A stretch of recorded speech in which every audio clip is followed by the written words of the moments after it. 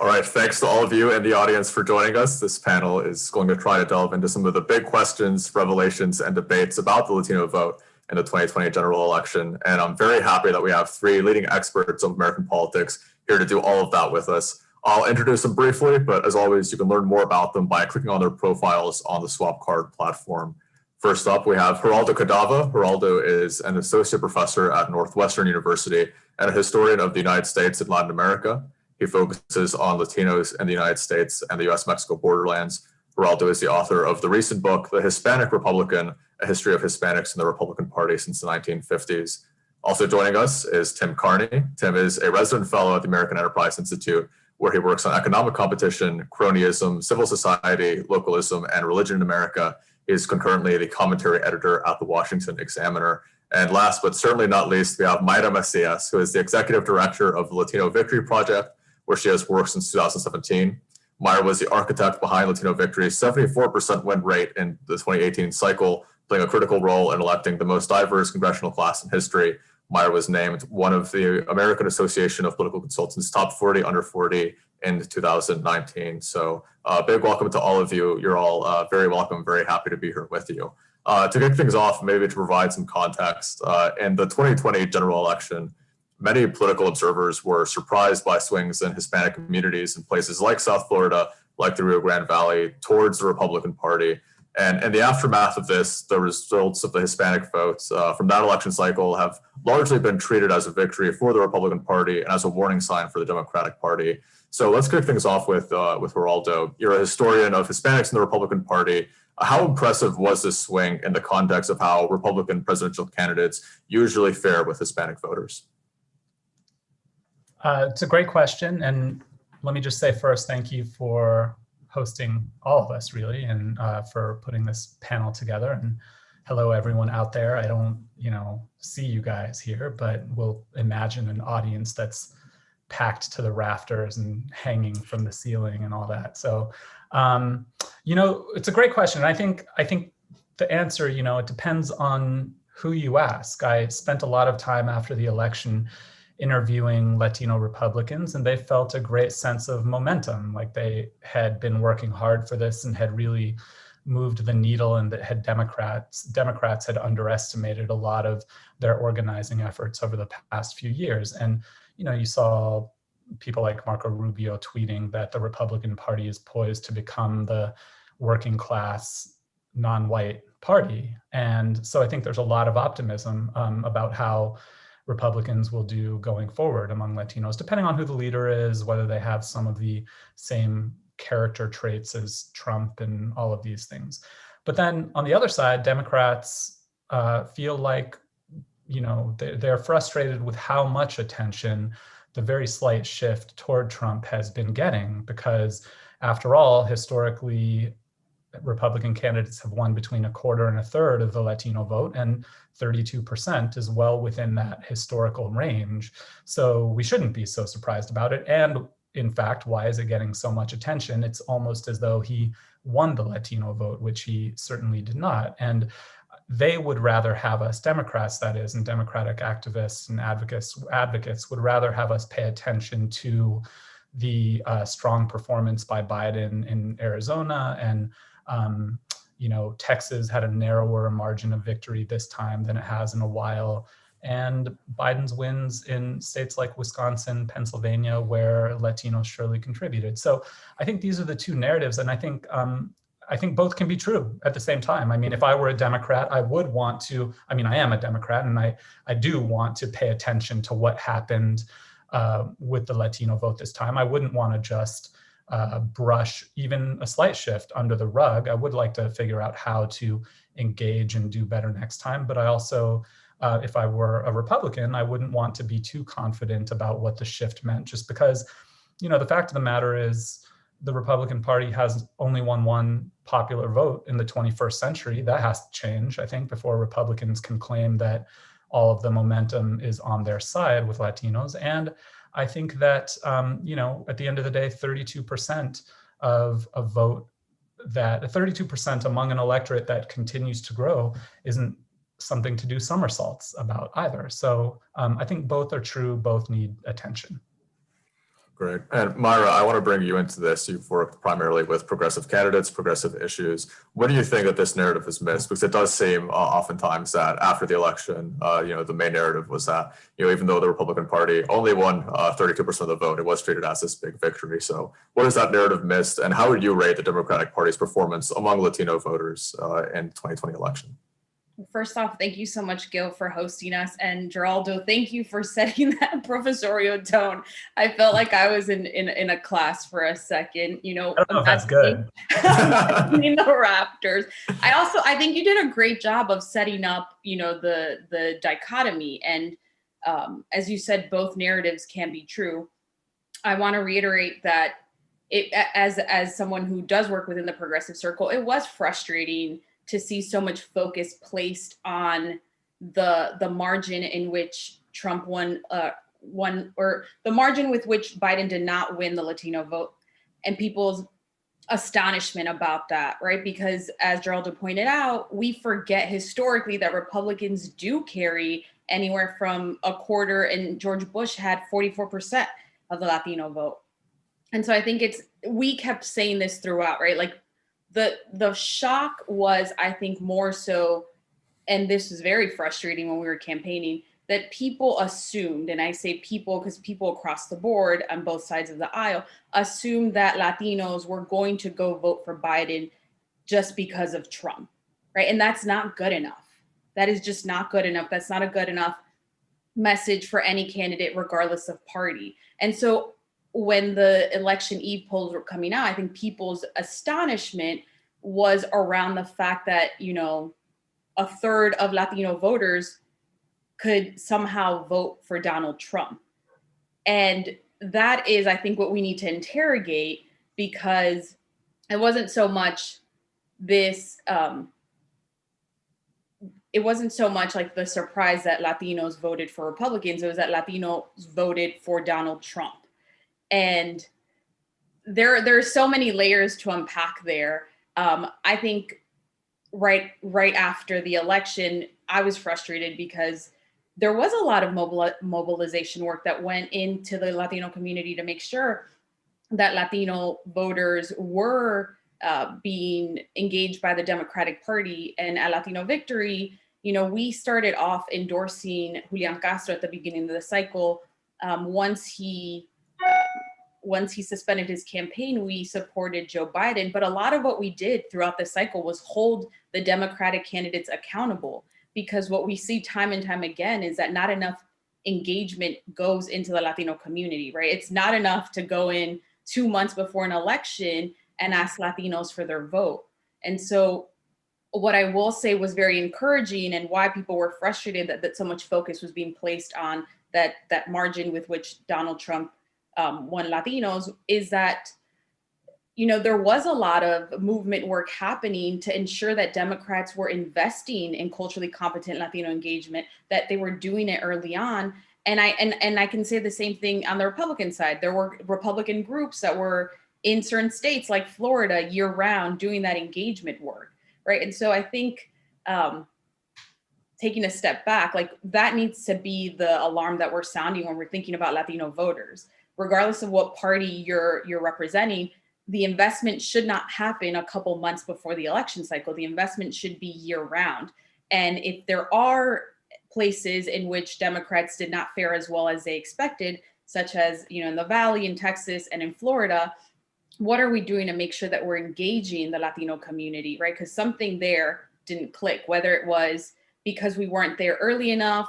I talked to a lot of candidates and worked with a lot of candidates in South Florida that were not able to do door-to-door canvassing. And for Democrats, that's often one of the cornerstones of our mobilization work, is that on the ground, face-to-face voter contact that we just could not do because of COVID. So there are a lot of pieces to interrogate. I'm sure we'll talk a little bit about them, but I would just to sum up say that there was a lot of frustration, but taking a step back, what we really need to interrogate is why folks were surprised that a third or quarter of Latinos voted for Trump when that has been historically the case.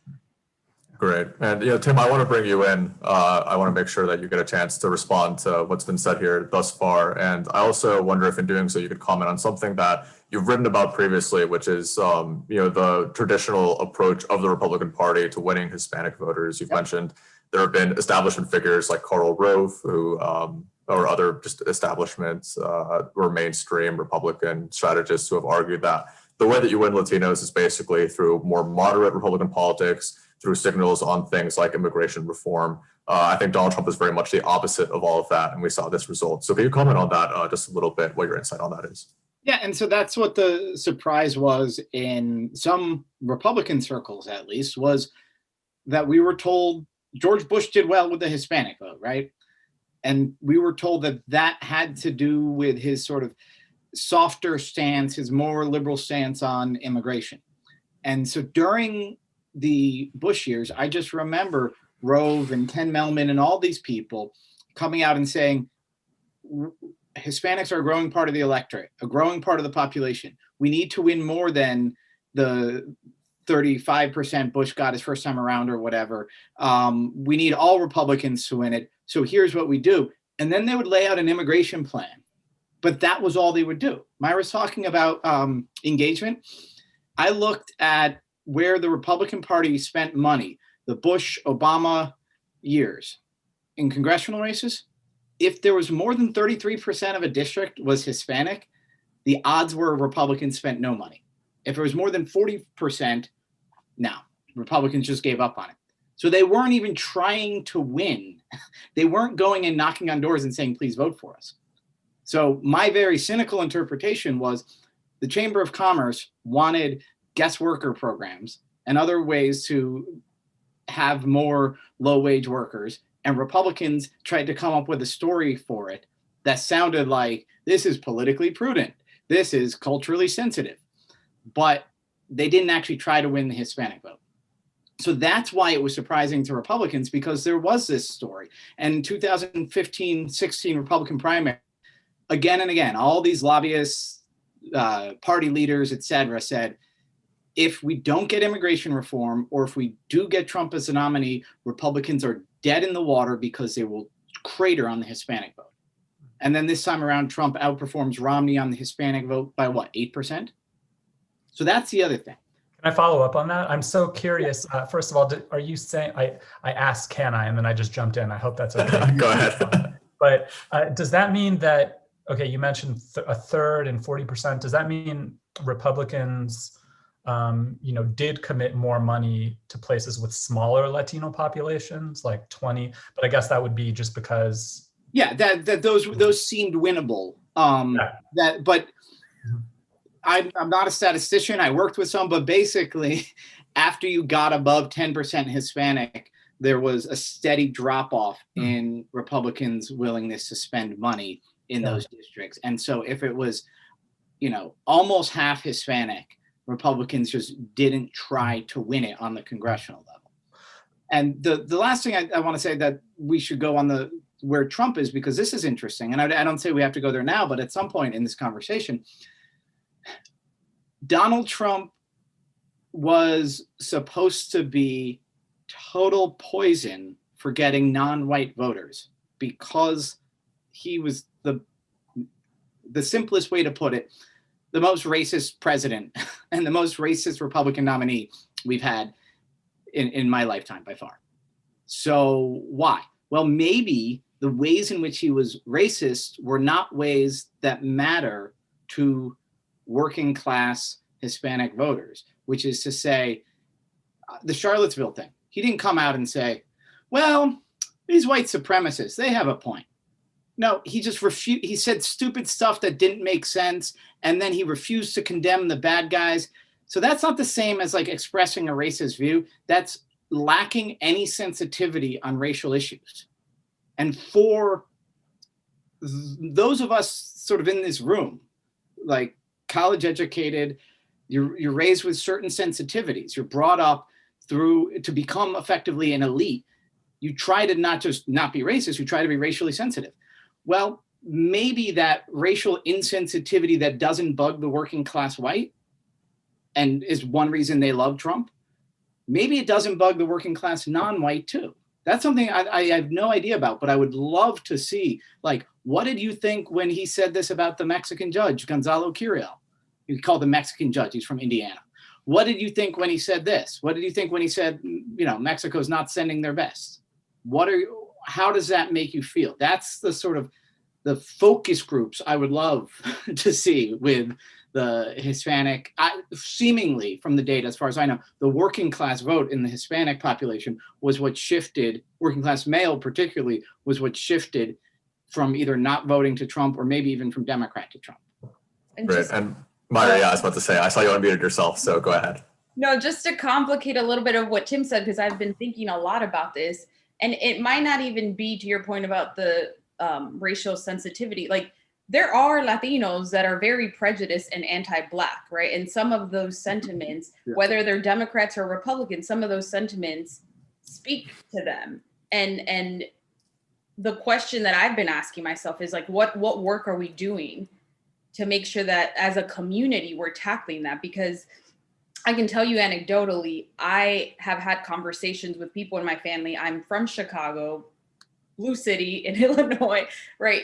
They did not agree at all with any of Trump's policies, but there are men in my family who agreed with his posturing, who agreed with that masculinity that he manifested every time he spoke. And so for me, like, beyond policy, because it should be about policy, but oftentimes our communities don't get that information, right? Back to the point about, like, the engagement isn't happening. So when you, in lieu of having actual policy platforms around candidates, like, what is it that folks are absorbing when they see, you know, people like Trump on TV?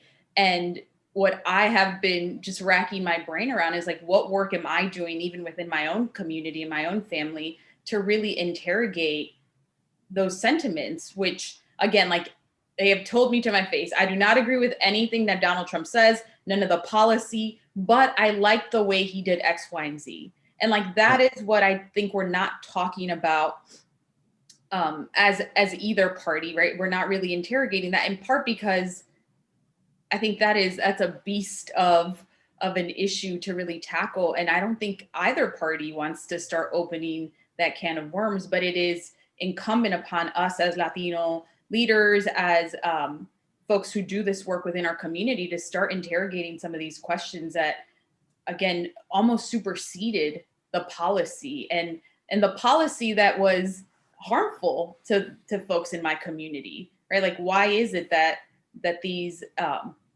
personal traits almost took precedence over the policy? And I'm sure that that's been the case in years past, but because Trump was someone so toxic and so visible, I think it's a little bit more shocking to hear folks say that they liked any of his character traits.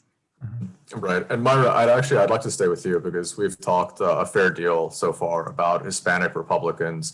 We haven't talked as much about who Hispanic Democratic voters liked in the Democratic primary. You mentioned that your organization endorsed Julian Castro, but even beyond that, when we were talking with voters on the ground, what sort of candidates they seem to be really animated by in the 2020 Democratic presidential primary?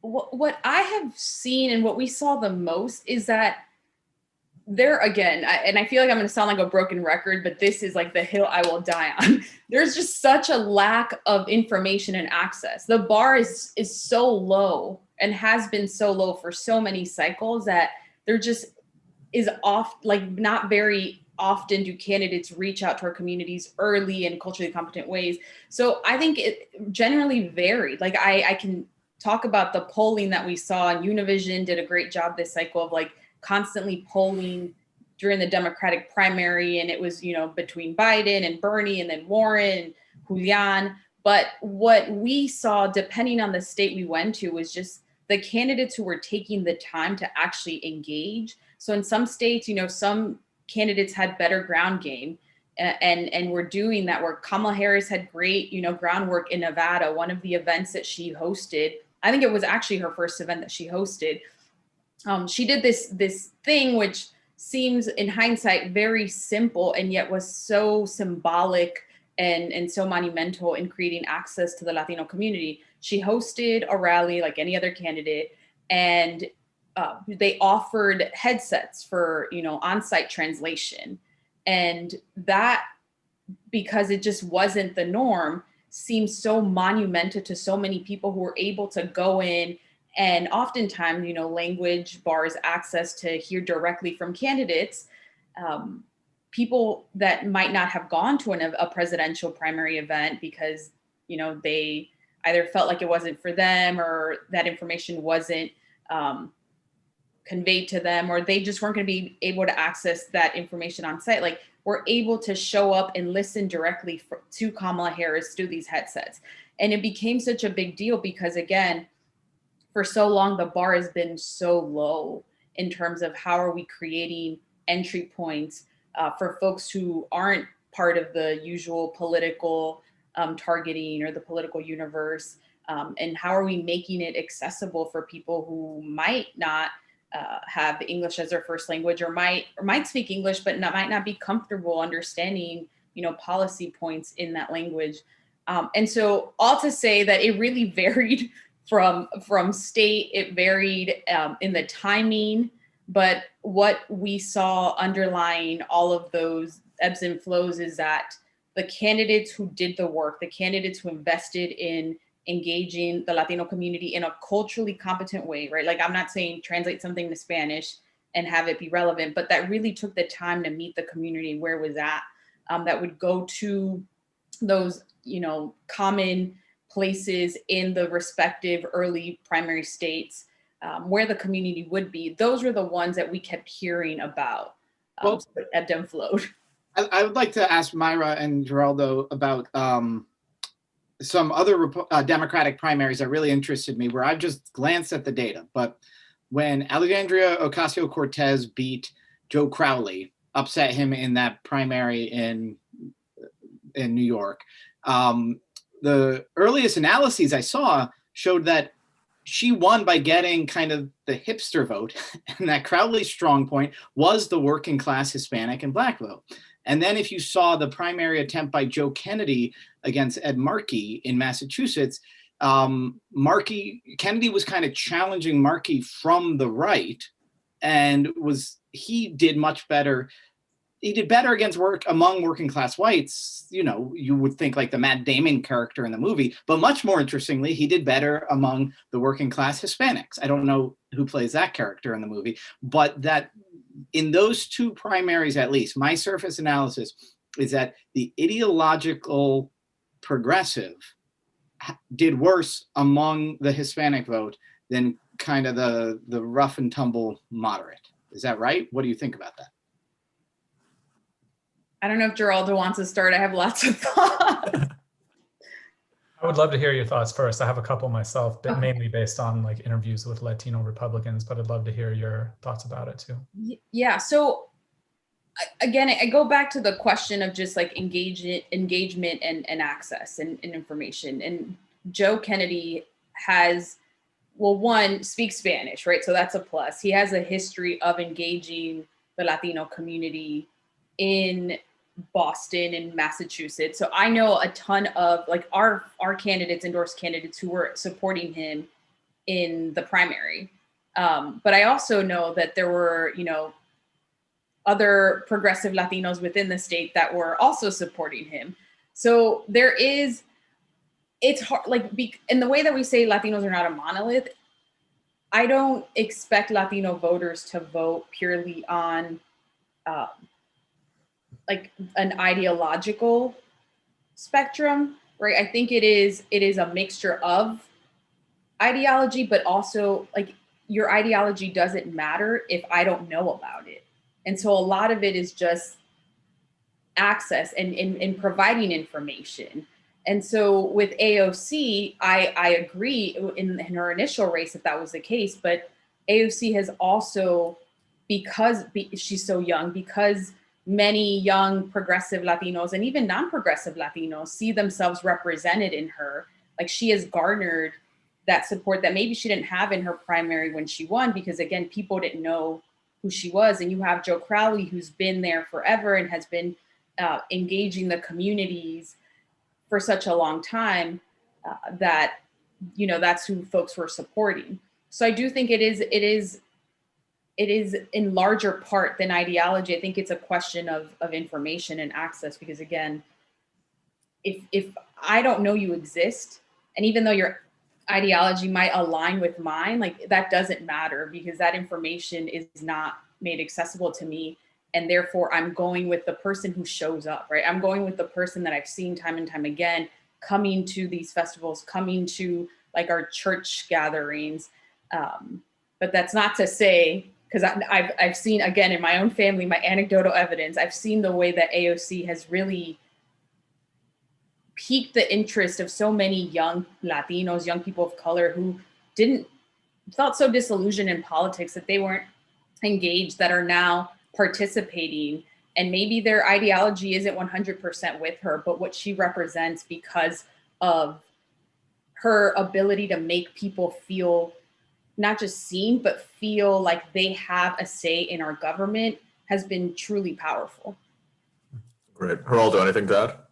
Yeah, the only thing I would add to that, everything Myra said makes sense, but I would just say that, you know, Tim, I think what you're articulating is the Latino Republican theory of the case right now. It's that Trump tapped into he appealed to working class Hispanics and is responsible for reinventing the Republican Party as a party for working class Americans.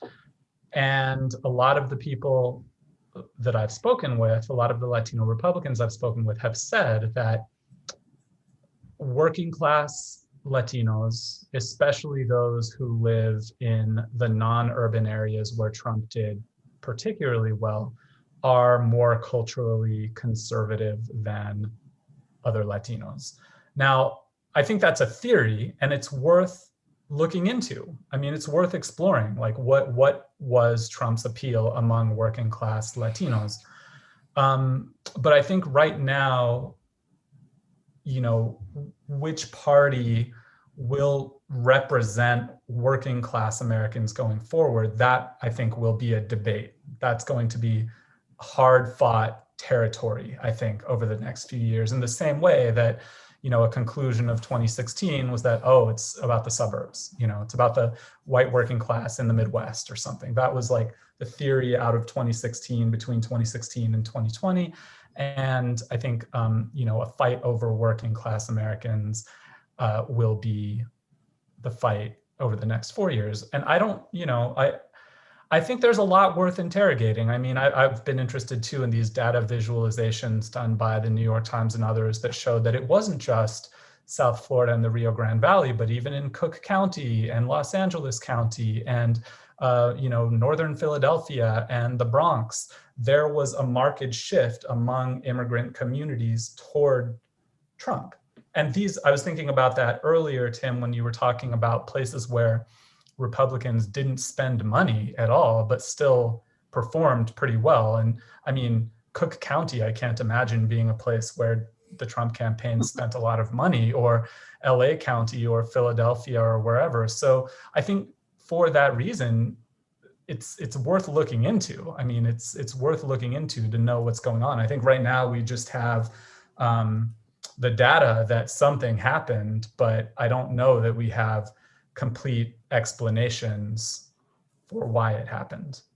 Great. And, you know, Tim, I want to turn to you to get your thoughts on this. And in doing so, we also have our first audience question, which comes from Josh O. Reynolds, who asks, do you believe that as Hispanic voters become more contested in elections, we will see a sharper divide arise between Southern and rural and Northern and urban Latinos? To what extent does this divergence already exist? And Tim, a lot of your research is, you know, sort of focused on, you know, what would be considered the alienated parts of the country in both the North and the South. So, you know, can you give that a stab? You know, perhaps, you know, how do you see the, you know, the geographic sort of urban-rural divide perhaps playing out in the Hispanic electorate? Yeah. Well, first of all, to repeat what Myra has said a number of times, there's no monolithic Hispanic vote, and it's easier to make that conflation when they were 10% of the electorate, because you go into subparts and the imprecision of polls, and now you're talking 3% and 2 percentage points of the electorate. As they grow, it'll be much more clear, and it won't just be Cuban versus everybody else. And the distinctions made in that question, I think, are exactly the right ones to look at, because I think that the same factors at play that made Trump outperform Republicans in many places among white voters are there among Hispanic voters, just with a slightly different multiplier. If you say the mean Hispanic is more, 10 points more Democrat than the mean Republican, then you bring in the Trump factor, and that can explain things. And so what I mean by that is my explanation of the prototypical Trump voter, that is the person who didn't really vote before, certainly didn't vote in Republican primaries, maybe hadn't voted since Ross Perot. That person was, the word I use in the title of my book was the alienated parts of the country. It was the people who lived in places where social institutions had collapsed, where church going had collapsed, where Myra was talking about people who sort of don't feel they're connected and they have a say over the world. That, I think, was a real big determinant of who was the Trump voter. I would go to these bars in Pennsylvania, and they'd say, it didn't matter like what his policy on X, Y, or Z was. It was, he listens to me. These other guys, Republican, Democrat, they don't listen to me. I have no power to shape the world around me or in anything. And that alienation is going to be is a very local thing. It's a personal thing, but it's really determined largely by the type of place where you live. And a lot of inner cities have exactly that alienation problem. And I think that explains a lot of the collapse of marriage among urban Blacks over the last 2 generations, et cetera. But the Appalachia is the stereotypical sort of alienated white vote. So I think if we look at why was the Rio Grande Valley looks like one of Trump's best places. We had, what are the counties? Valverde, Zapata, there was some third county that Trump just dominated relative to other Republicans and his past votes. And maybe, and I haven't checked this on the Hispanic vote, but it could be that the places that you could predict where Trump would do well by things like, and this isn't the story a cultural conservative like me wants. I want it to be Hispanic voters all go to church, are pro-life, believe in God, and so they're tacking to the conservative party. With Trump at the head of the party, it's hard to say that that's like the conservative Christian pro-family party. Though he's very pro-marriage since he's done it 3 times, but more likely it's the opposite. It could be, and again, I haven't looked at it on the Hispanic vote, but on the white vote, places where people don't feel they have a say, places where people increasingly feel they don't belong. If you have a Hispanic population that just feels isolated for one reason or another, either it doesn't have the solidarity you'll get in parts of LA, or maybe they do. So that's the factor that I would look at as we get a bigger sample of the electorate. Does this question of alienation predict the support for Trump in the 2020 election among Hispanic voters? And I throw that as a question, not one that I've answered. Yeah, I mean, I think that's possible. And, I think historians of the Democratic Party, too, have argued that there's a real tension in the Democratic Party between like the Atari Democrats and how the Democratic Party over the past 30 or 40 years has sought increased, ties to Silicon Valley and engineers and the educated elite, things like that. And there's a real tension within the Democratic Party about people like Bill Gates or Mark Zuckerberg aren't naturally allied in any way with traditionally democratic working class Mexicans, African Americans, and others. And so in the same way that the Republican Party is wrestling with divides between, big tent base or inclusion and exclusion, nativist versus globalist, whatever, in the same way that there are those tensions within the Republican Party, I do think the Democrats have some accounting to do for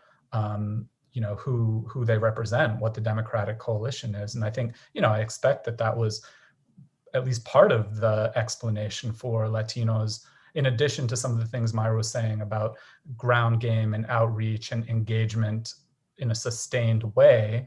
I suspect that what you're pointing to, Tim, explains at least a little bit about Latino preferences for Bernie Sanders compared with Joe Biden in the primary.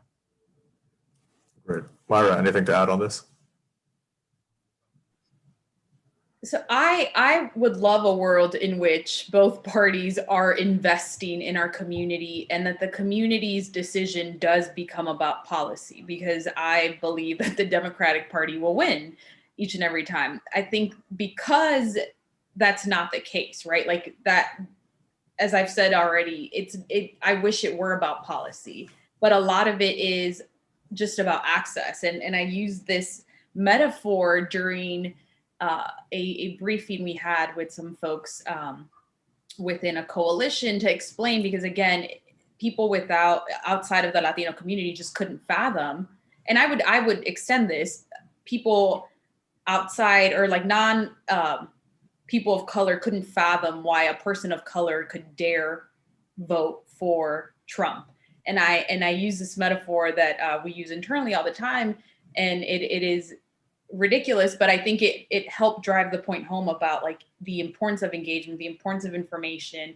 And that is like, if you are being courted by somebody, so Trump was that guy that you don't like, but was always texting you and always reaching out, he was visible all the time. You don't like him, you don't want to go on a date with him, but he's just there. And Biden, or insert Democrat, was the guy that you want to date, but he didn't pay attention to you. That therein is where like a lot of people just got lost and were, I mean, I'm oversimplifying, and of course there are a lot of other variables, but just to drive the point home about like how it is conceivable that a person of color could support someone like Trump. And it was because, as much as, again, his policies did not necessarily help certain communities or constituency groups, including Latinos, he was reaching out in certain places. I have a vast history of working in South Florida. I was a former political director for the Florida Democratic Party. The Republicans are always on the radio in South Florida, right? They are always on the radio. There was a lot of misinformation happening during the election cycle, but it was there, right? And that the Republican Party in Florida has tapped into like what needs to be done in order to continuously be in front of Latino voters. And I think that Democrats in Florida have now realized like, I need to be here all the time, and not just before an election cycle. And even now that we have a Democratic administration, like we need to have people on the radio all the time talking about why what Biden is doing is helpful to the community. Like that needs to be constant. And so again, I know I sound like a broken record, but I would love a world in which information was there for our community and people could just decide based on the policy that makes sense to them. And unfortunately, until both sides like really make information accessible and are happening in a way that is actually reaching the community, which it's why I use the example of local radio, local Spanish radio. It's not going to be about policy solely. I think there's a lot to that, Myra. I wouldn't want to dismiss entirely though, like true conservative policy preferences for things like school choice and abortion or something like that. I mean, I think I wish that those were policy oriented discussions too, but I think there's some reason that a majority of Latinos support charter schools, for example. I mean, because of the ways in which neighborhood schools have failed their communities historically, those kinds of things. So I think there's a lot to what you're saying, and just the ubiquity of Spanish language radio in Cuba, or in Cuba, sure, but in Florida as well. But, and, you know, the ubiquity of Donald Trump's image, the guy who's just always around. I think there's a lot to that. But, you know, I think that I looked at Biden's campaign platform a couple of days ago. I've been thinking a lot about school choice, especially with Miguel Cardona being the education secretary nominee. And I've been curious how he felt about those things. And I think there was nothing on Biden's campaign platform about school choice or charter schools. It was long assumed that he was going to be a real advocate for teachers' unions and things like that. So I think there are some policy issues that Democrats are also silent on, and they need to engage more with and be curious about why so many Latinos support charter schools, or even if it's not a super majority of Latinos who are pro-life, why a lot of Latinos do vote based on abortion. I think those are things that Democrats should engage with more too. I think it'll be really hard for Democrats to engage that, because there are very powerful special interests who are central to the Democratic Party who demand loyalty on those issues, and those are the teachers unions and Planned Parenthood and NARAL and those sort of things. It's not like, a Republican couldn't go. There's certain lines a Republican can't cross to say, we're going to hike middle class taxes. Like, you stop being a Republican when you do that. The Democratic Party in 1988 allowed pro-choicers. Now it basically doesn't. Even the senator named Casey from Pennsylvania, that used to be like the pro-life guy.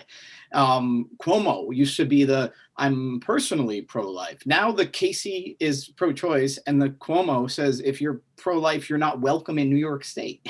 And so I think the benefit among the Hispanic vote to do that, but that constant tension between the elite party establishment that does so much of the fundraising, and so that includes the pro-choice lobby, and then the teachers unions who are just embedded in that party machinery. The difference between them and the average middle class and working class person is growing. Notice what Chuck Schumer said. His first action, if he becomes a Senate majority leader, it was to repeal the cap on the state and local tax deduction for that you're allowed to do. Right now, $10,000 of state and local taxes you can write off. I would bet if 80% of taxpayers would get zero benefit from that tax cut that Schumer's borrowing, it's 90% of Hispanics or more. There's a real push, either by inertia or, I think in Schumer's case, a deliberate desire to become the party of the highly educated upper middle class that's creating this opportunity for Republicans. And so to pull in the direction you're talking about, Geraldo, requires saying no to Schumer, to Planned Parenthood, and to the teachers unions. And I'm not saying they can't do that. I wish they would, but I don't think they will. Great. I want to move on to a different question that we have. This question comes from Christian Arceo, who asks, how much do you think candidate representation matters to the Latino community? For example, if the GOP were to put forward someone like Marco Rubio in 2024, would that make a difference at all in terms of winning the Hispanic vote? And Geraldo, this is intervene, Gil, to remind us that there is an audience with questions out there, because clearly we could just talk on our own about all kinds of stuff. I feel like I still have so many more follow-ups. Yeah. Do you guys have I don't know is the short answer. I'm not sure. I'm a historian, so I can look historically at this and say, like, well, the first Latino candidate for president was a guy named Benjamin Fernandez. He ran as a Republican in the 1980 primary, got his butt kicked by pretty much everyone. But his theory of the case was that Latinos are a growing population. He was a Mexican American from California. He ignored Iowa and New Hampshire and instead spent all of his time in Puerto Rico trying to win over Hispanic voters and Spanish speakers. And his theory of the case was that, once people took notice of this Hispanic who won in Puerto Rico, his name would spread across the country and that would boost him. But he came in third place or fourth place in Puerto Rico. George H.W. Bush won. Reagan didn't even campaign in he wasn't even on the ballot. Howard Baker came in second and in Puerto Rico. So it's not a given that, Latinos will support a Latino. And because Latinos aren't a monolith, as we've been saying, someone like Marco Rubio, whose whole life story is invested in this kind of post-Cuban revolution narrative of anti-communism and things like that, or at least that was part of his early story. I don't know how that would appeal to Puerto Ricans, Mexican Americans, others. I'm not saying it wouldn't. I don't know. Part of it is that this is kind of an untested theory in the sense that there has been no Latino nominee who has had to run a national campaign among other groups of Latinos. So I don't know. Great. And Myra, maybe on the Democratic side, what is this? Yeah. So that's our theory of the case, which is that when a Latino's on the ballot, Latinos will turn out, but not specifically because of identity politics, but because that candidate understands the community and will do the work to engage folks. And so we tested this out in Virginia in 2017. Virginia is the oldest governing body in our country, and we had never elected before any Latina to the Virginia legislature. And so we had 2 Latinas running in areas that had a somewhat sizable Latino population, but it was definitely in the minority. And what we saw afterwards, so we invested a ton of money in making sure that we were, using their candidacy as a way of galvanizing Latinos across the state. So outside of their specific districts, because there was a gubernatorial race happening, and we wanted to make sure that Latinos who were excited about these 2 Latina candidates would then go, and if you're already going to go to the ballot box, might as well vote for the Democratic at the top of the ticket.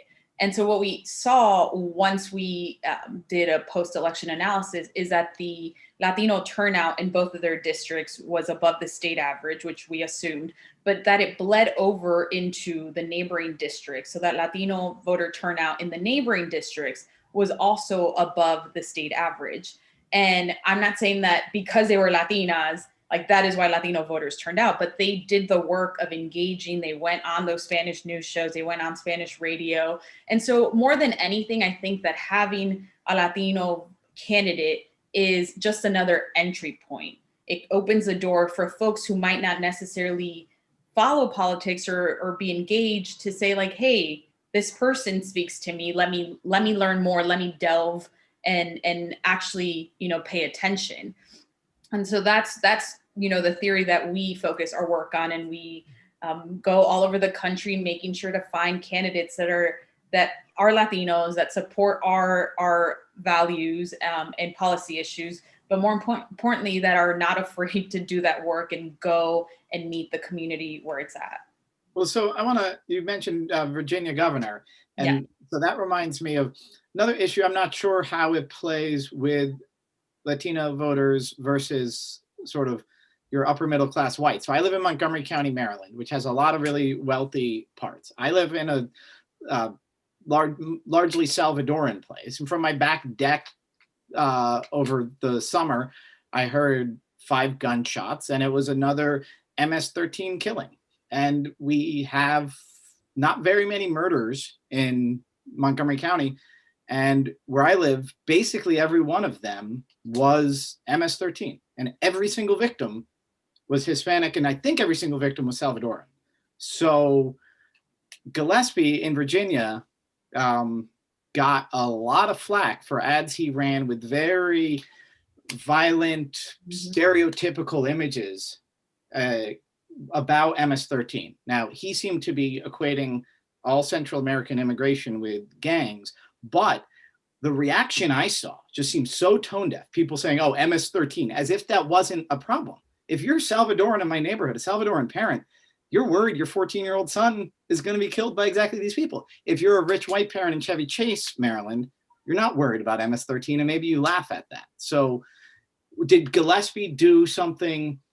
Did that move Hispanic votes? Was it the way he presented it? Is there a better way, a kind of tough on crime, Republican or Democrat, could talk about the threat that this gang violence poses specifically to these immigrant populations? Yeah, so we were actually one of the groups that was very offended and responded and did some data. And I don't know if I'll recall the numbers off the top of my head, but I think the issue that we had with the way that it was presented is that, one, we're already living in a very toxic environment. And by we, I mean Latinos, because this was 2017.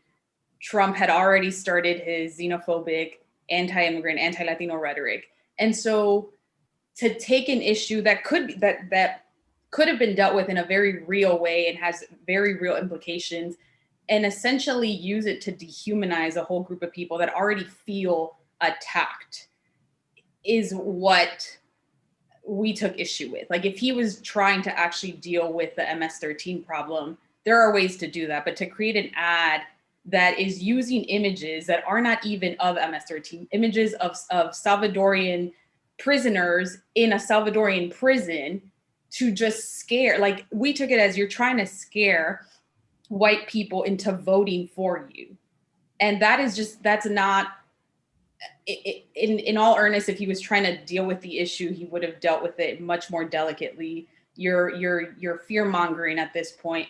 And under a Trump administration, it was just, adding fuel to the fire. And then, there were many folks, including Elizabeth, who was one of our candidates that I just talked about, who saw that direct backlash in her everyday life. Like, one of her canvassers got chased out of a neighborhood.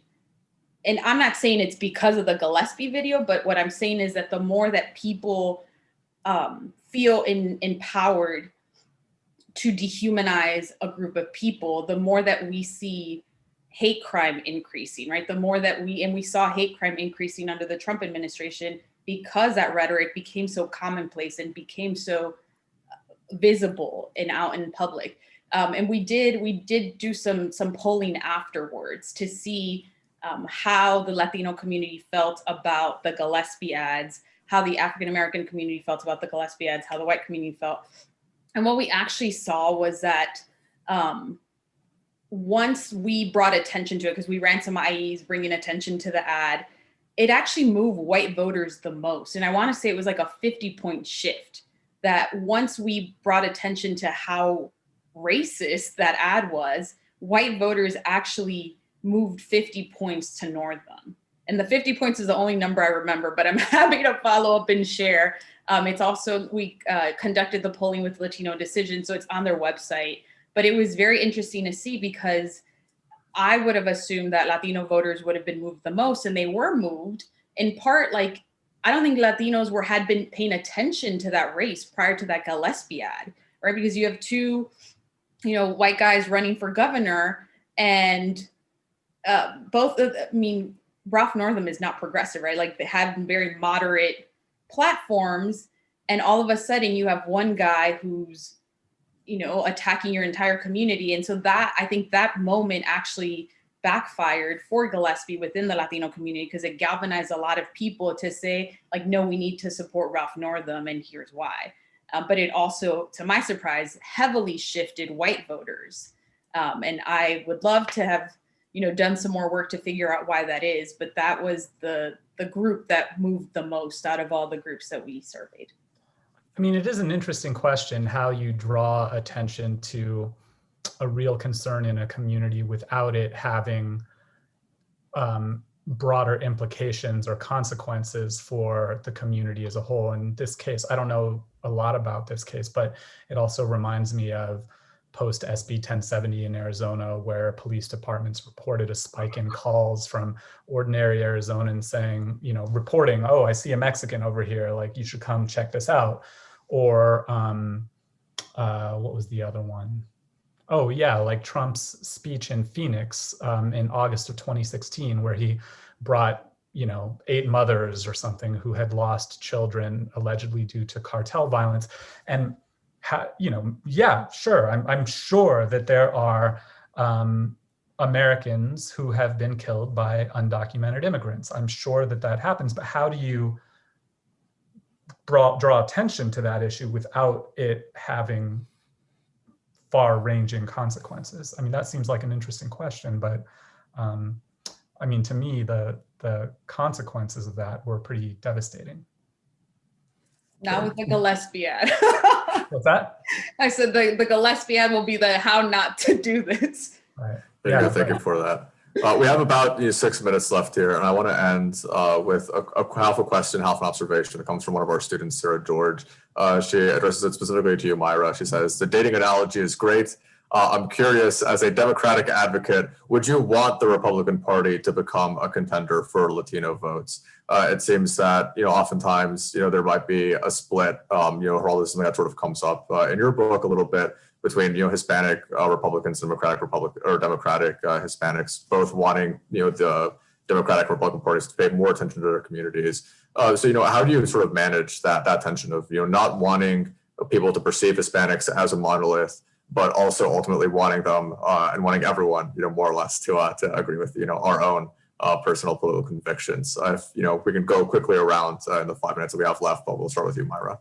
Yeah, I mean, I think I already answered this in that I want both parties to engage or all parties to engage our community. And I, believe in the values of the Democratic Party. So I want people to have that decision and to be able to make a decision based on the policy. And again, because I'm a Democrat, I believe in that. I believe that those values are strong enough that we don't have to, keep information from folks to make an informed decision. Great. Geraldo, we'll go to you next.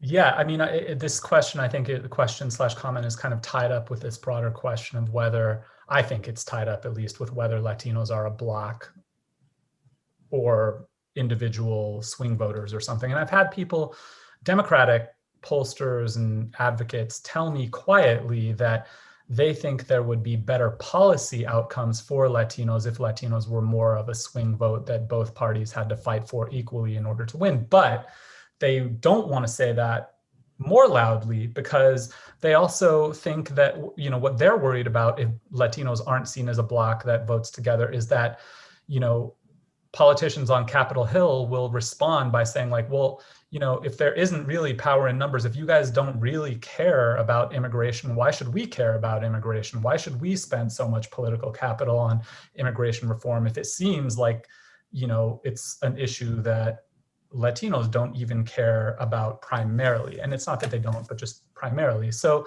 I think there is a real tension. There is a tension, I think, between whether Latinos are a bloc or not. But then I think there's also a real argument about what the meaning in politics of being seen as a bloc or as swing voters are. And I think, a lot of Democratic activists have believed that there's power in numbers. And in order to make change in Washington, D.C., politicians need to believe that the arguments are backed up by a block of voters. So I think there's a tension there. Great. And Tim, we'll give you the last word. I have all sorts of cynical stuff to say about why I think a lot of Democrats would rather a white Republican win than a Hispanic Republican, because they don't want to lose the perception that Republicans are a white-only party. But I'm going to end on a positive note because I have found this a really uplifting, informative conversation. Myra and Geraldo, you guys brought a lot of expertise, and I want to thank you for that. Gil, I want to thank you for putting this together. I think it's really helpful and important because I think it's the way I feel about pro-life votes. I wish that Democrats were really fighting for pro-life votes. I have so many pro-life friends who are like, I became a Republican because of abortion. Tell me why we think these crazy things about taxes and minimum wage. Like I would like them to be voting Democrat and me to saying to the Republicans, hey, let's win those people over. But it's not an option because of the way the parties line up. I think that the way we look at what gerrymandering has done is like a metaphor for this, right? Like nobody, very few people in politics, except for US senators, are really competing for swing votes on the ideas that Myra wants them to be competing on, that I want them to be competing on. So I want the Republicans to really say, okay, we learned something from Trump. That doesn't mean we should act like Trump. So like imagine somebody who had Trump's appeal to working class Hispanics, but wasn't going around implying that disproportionate number of Mexican immigrants are rapists. Like that would be a much more competitive party. And I think it'd be a more conservative party because it would be the average Hispanic is more likely to go to church than the average white voter. The average Hispanic is more likely to be pro-life than the average white voter. And there's all sorts of things about the Hispanic vote that Republicans competing for that would make a more healthy democracy. So I'm hoping that 40% cap that Bush hit, we find somebody who can get the Trump part of the Hispanic vote and the Bush part of the Hispanic vote and push up closer to 50. Great. Well, Geraldo, Myra, and Tim, thank you all so much for being here. Really enjoyed this conversation. For our students hanging from the rafters as they are, all really enjoyed it as well. We'll be taking a break. Yeah, there you go. We'll be taking a break for 5 minutes. We'll be back at 2:05. Our next session is with Ryan Strader of AEI and Gonzalo Schwartz about public policy and the American dream. So we'll see you then.